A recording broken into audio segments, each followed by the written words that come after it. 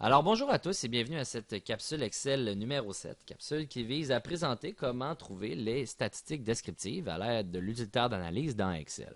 Donc c'est quoi les statistiques descriptives? En fait, c'est le moyen d'obtenir les mesures de tendance centrale, de position et de dispersion, donc moyenne, médiane, écart type. Donc on va utiliser ce qu'on appelle l'utilitaire d'analyse qui va nous permettre d'avoir une macro-commande. Une macro-commande, c'est quoi? En fait, c'est une série de fonctions où est-ce qu'on n'a pas à aller dans la partie fonction ici chercher une fonction après l'autre. Donc, au lieu de juste aller faire la moyenne, au lieu d'aller faire la médiane, au lieu d'aller faire l'écart type. Donc, on va pouvoir avoir toutes ces données-là d'un seul coup avec l'utilitaire d'analyse. Donc, pour aller utiliser l'utilitaire d'analyse, on va dans l'onglet Données. On voit ici, premièrement, que j'utilise un exemple à l'aide des données du sondage fait à la session automne 2014 dans les cours de méthode quantitative, en fait, dans certains cours de méthode quantitative. Donc, on a évalué l'âge des 172 répondants. Donc, évidemment, c'est une quantitative discrète. On va juste faire les mesures de tendance, position, puis de dispersion pour les quantitatives, parce que pour les qualitatives, on sait que la moyenne n'existe pas, donc écart type non plus. Ça devient moins pertinent. Donc, à l'aide de ces données-là, on va aller utiliser l'utilitaire d'analyse pour obtenir nos différentes mesures. Donc, comme je disais dans l'onglet Données en haut ici, on va avoir à la fin ici l'utilitaire d'analyse. Moi, vous voyez, il n'est pas là. Dans certains cas, on ne l'aura pas d'affiché. Il ne sera pas là par défaut avec les différentes versions d'Office. Pour aller le chercher, ce qu'on va faire, on va cliquer le bouton droit dans le ruban en haut ici. Donc, de façon à aller personnaliser ce ruban-là. En fait, c'est comme personnaliser la barre d'outils. Donc, personnaliser le ruban.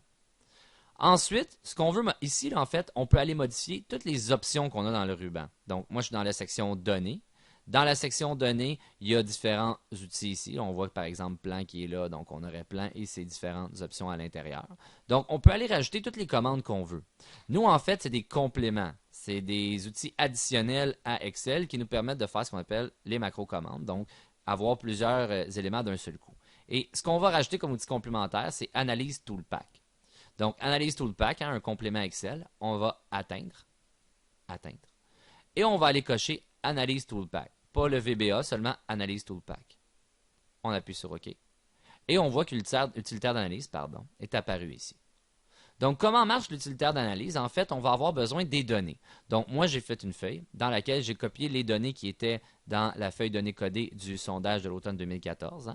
Donc, on va avoir les données qui sont en fait l'âge des 172 répondants. On va dans l'utilitaire d'analyse.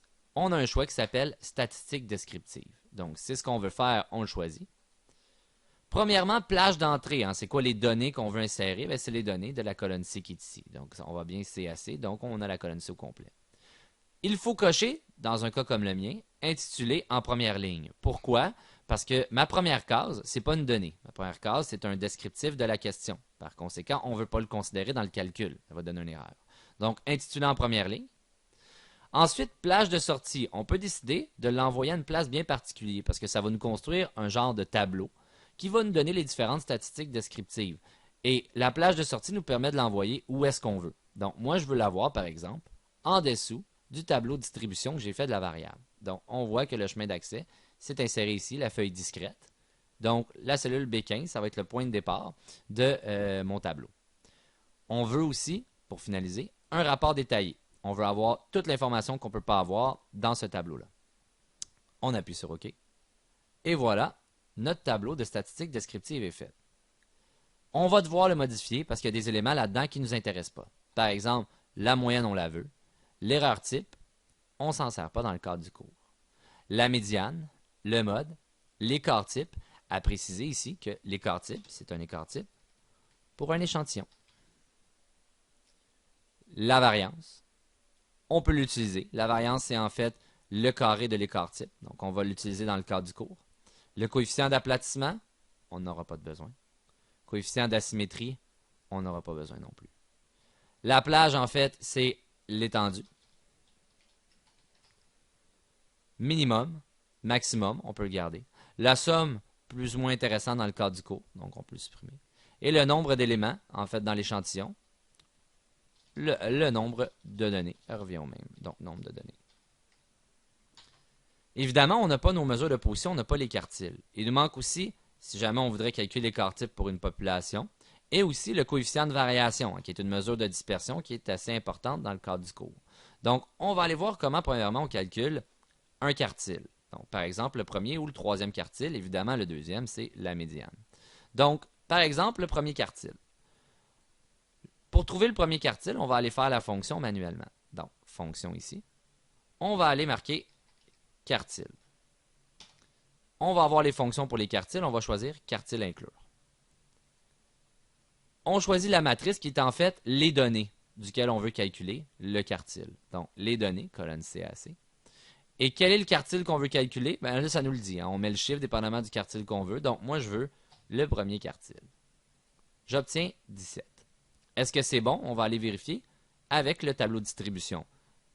À quel moment je dépasse 25% de pourcentage cumulé? On voit que c'est entre la première et deuxième valeur du tableau.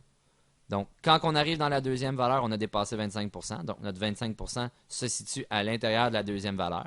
Et la deuxième valeur, c'est bel et bien 17 ans. Donc, Q1. Ensuite, on veut trouver l'écart type pour une population. Donc, écart type, population. On s'en va encore une fois dans les fonctions. Cette fois-là, on voudrait avoir un écart type. Bon, je pourrais marquer écart type. C'est quoi les options d'écart type que j'ai? Donc, on les voit ici. Laquelle utiliser? Pour l'écart type d'une population, on va utiliser l'écart type Pearson. Donc, calculer l'écart type d'une population entière. On appuie sur OK. Évidemment, il nous demande c'est quoi les données duquel je veux calculer l'écart type. Donc, on va aller les chercher. Nos données sont tous ici. On fait OK. Et voilà, on a l'écart type pour une population.